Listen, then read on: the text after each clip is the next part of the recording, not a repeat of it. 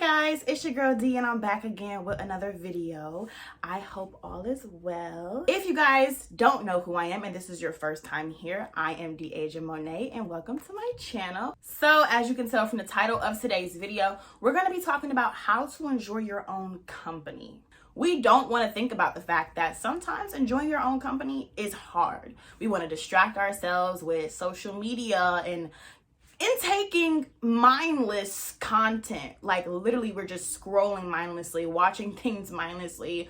Or if you're alone at home, or if you're even in the car for an extended amount of time by yourself, you want to call a friend and get on the phone for however long your drive is, just so that you don't have to be alone with your own thoughts. These are some of the signs that you have a hard time enjoying your own company and sitting with your own thoughts. And don't worry, been there. That's why I'm making this video. I feel like the top of the new year is here and we need to do some personal growth, you and me. So let's get into it.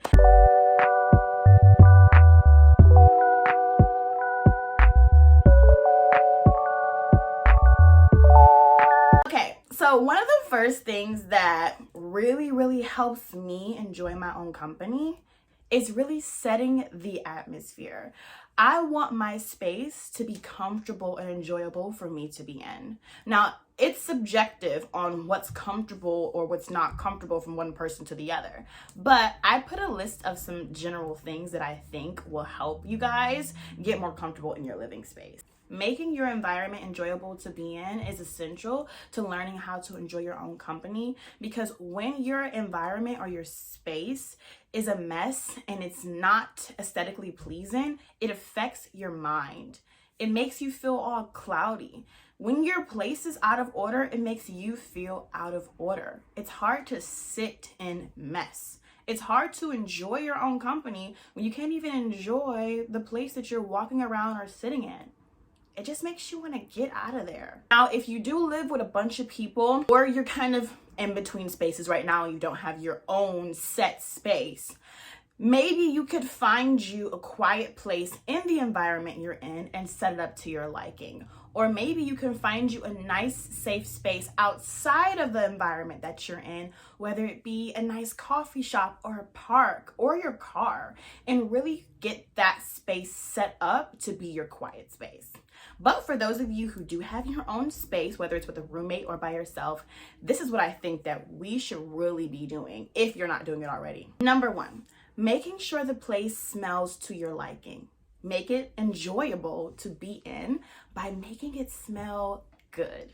As you can see, I have a candle behind me. I absolutely love them. You can also do little things like making sure you're taking out your trash regularly. I know sometimes as women, we really don't want to take out the trash. I don't know about you, but that's just my testimony. Sometimes I do not feel like taking out the trash. I just don't want to deal with it. But taking out your trash every night can really help lessen funny smells lingering around in your home. One thing that I really like doing is getting air fresheners for your bathroom. It really brings some calmness and tranquility into my bathroom. Like as soon as I walk in, I just love the fresh berry fruity smell that I have going on since I started using air fresheners. This is a good way too to help save some of your candles, because you don't want to just have your candles burning all the time. And if you're like me, my shower in my bathroom is like my sanctuary. It's where I get in my prayers. It's where I worship. It's where I do my makeup and listen to music. It's just a fun place to be in for me. What's up, y'all? It's Future Deaja here editing, and I just realized I left out a few other things that helps set your atmosphere to the way that you like it. So I'm just going to go ahead and say it really quick, and again, forgive me for forgetting about it. But embracing natural light, adding some greenery, adding plants, focusing on color and adding some vibrancy to the space. You can add accessories to your room, and don't forget to just experiment and see what works for you. Number two thing on my list is getting comfortable hearing your own thoughts. I know, a little scary sometimes if you're like me and you think a lot, sometimes too much. It could be a bit daunting to get comfortable hearing your own thoughts. Well, one of the ways that I did that was I started to question those thoughts that weren't so positive, those thoughts that kind of felt like anxiety, and I wanted to know, where are these thoughts coming from? Questioning your thoughts can be a good way to getting to the root of that feeling and addressing it either in prayer with the Lord or in therapy with a professional, or maybe talking to a friend, or maybe journaling and processing it for yourself, which we're going to get to journaling later on in the list. But yeah, get comfortable with your own thoughts. And if you're not, work at it. Because in order to enjoy your own company, you're going to have to get comfortable thinking and being in quiet without drowning yourself with mindless content or whatever to distract yourself. And by doing this step, you become more self-aware about yourself, and you can discover many cool things about yourself. Once you get comfortable with your own thoughts, you can become more self-aware. You might discover that you're really good in a certain area. You might discover that, okay, I have some growing to do in this area. You might discover that maybe you're more creative than you thought. You might discover some core memories or some things that you may need to address in therapy. Or you might discover that, hey, I actually like sitting and thinking about certain things, and I should do this more often because it helps you remain more focused and alert and self-aware. So this kind of ties into number 2, but I'm just going to say it anyway. And the next thing on the list on how to enjoy your own company is finding the root of why you don't like being by yourself. So this is something that I think is very essential when it comes to figuring out why you're running away from being in your own space and why you keep drowning yourself out with mindless content or this or that, which really only makes you feel cloudy and overstimulated. So then when you have something to actually do, it's hard to get things done, right? I know. So sit down and maybe write down those negative thoughts, journal about it. Talk about it with someone, maybe a professional, maybe with God. Maybe really sit back and ask God to bring to your mind the root of why you don't like being alone. For me, after I got out of college, it was a new environment living in an apartment all by myself.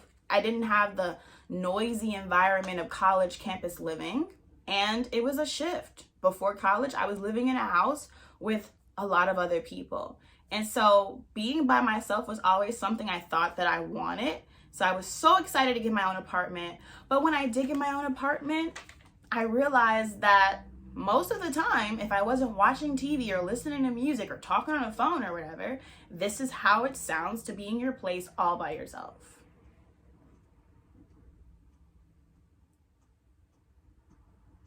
Quiet. And it just became really daunting to me.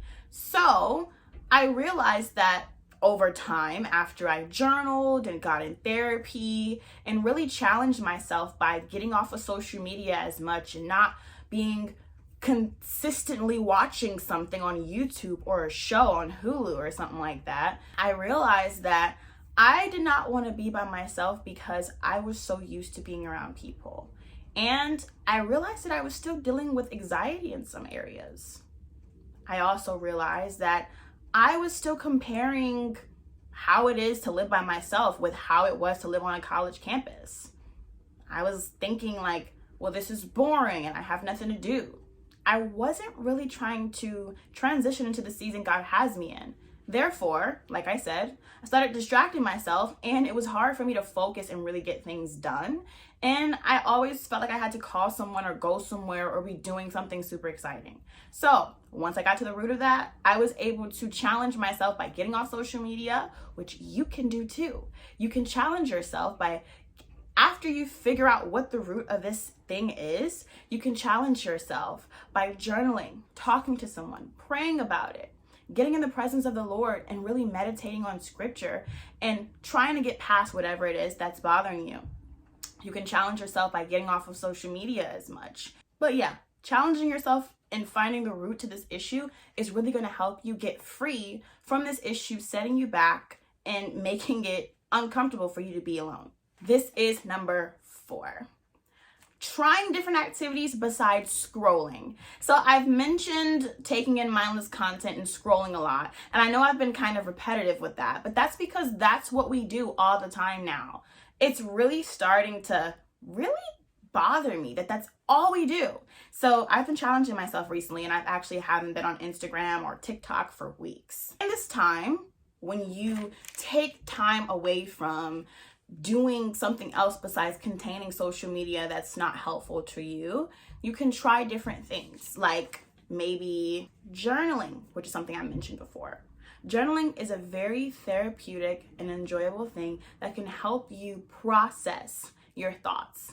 It makes listening to your own thoughts and the feelings that you have inside more tangible to process and think through when you write them down on paper. Maybe you're not a big journal person. Maybe you don't enjoy spending time and writing things down, but I challenge you to really try it, and you'll see that there are some benefits to journaling, like mental clarity and helping process your emotions. Number 2, when it comes to activities you can try, is creating something. If you're creative like me, maybe you can buy you an adult coloring book and really get into coloring. Maybe you can paint. Maybe you can redecorate your house. Maybe you can create, I don't know, poetry. Maybe you can write that book that God's been telling you to write. Maybe you can start your YouTube channel. Maybe you can start your clothing line. Maybe you can finally start that business, right? Do activities that would be beneficial to you and enjoyable, that gives you something to do besides scrolling your life away on social media. Another thing you could do is broaden your knowledge and learn something, like you're doing right now. By the way, I'm going to take this time to remind you to subscribe, like this video, comment below, and turn my notifications on so you can see my next video. Anyways, yes, broaden your knowledge so you can learn something new. There are some benefits to social media, like what you're doing right now. You're learning practical skills to help you become a better you and elevate this year. There are lots of free information at our fingertips with these phones. You can learn about real estate. You can learn about investing. You can learn about the business you want to start. You can learn about how to become a best-selling author. Whatever it is that you need to do for yourself, something that you want to explore, you can learn about it on these phones, on the computer, whatever it is. In a book.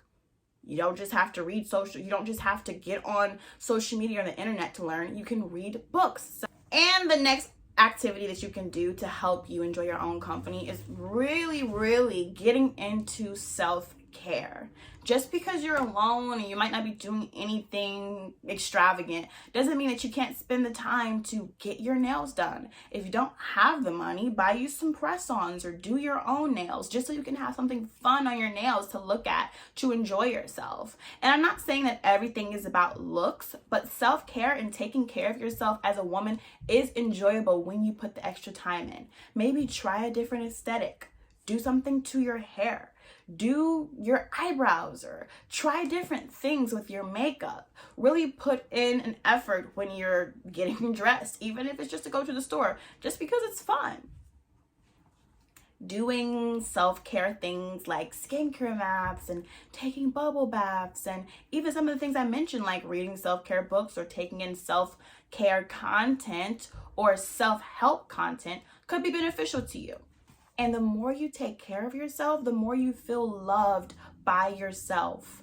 It's okay to get dressed and do things for yourself to feel and look beautiful, even if you're not going on a date or being around a guy or going out. It's okay just to do it for yourself. And again, everything is not about appearance. God looks at the heart, man looks at the appearance. But taking care of yourself and caring about your appearance and trying different things could be a fun way for you to enjoy yourself. And last but certainly not least, out of everything, this is the most important thing on this list, is really getting in your word and getting close and intimate with God. Ever since I got my own place and I have the quietness, when I put on my worship music, when I get into the word of God and I really study the scriptures and look up what words mean, looking at different scriptures and really dissecting it, looking up words, figuring out what it means, learning about God, journaling about it, getting in prayer, getting in worship. It's just very enjoyable and it's intimate and it really brings you to deeper revelations and it's healing and delivering. Doing that this year can really help you enjoy your own company. Being close to God can help you love yourself and be more at peace than you've ever experienced before. But anyways, that's it for this video. I hope you guys enjoyed it. If so, give it a thumbs up and comment below and let me know what you think. And hey, send this to a friend who's maybe going through a transitional period right now, who just went through a breakup or is living by themselves, or somebody who maybe looks like they have it all together, but you just feel something in your spirit telling you to send this video to them right now. Do it right now. Anyways, I'll see you guys next time.